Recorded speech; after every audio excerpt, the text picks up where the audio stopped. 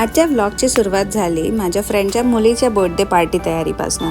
मी तिच्याकडे जाऊन डेकोरेशनमध्ये मदत केली आणि मग पटकन घरी येऊन तयार होऊन आम्ही सुद्धा पार्टीला पोहोचलो।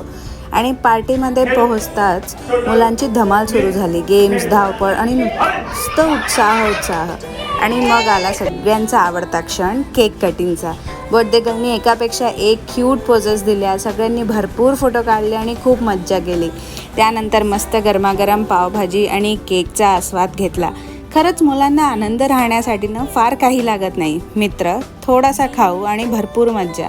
आणि अशा क्षणी जाणवतं आपण आपल्या शहरापासून जरी दूर असलो तरी इथेही आपलं एक छोटंसं कुटुंब तयार होतं।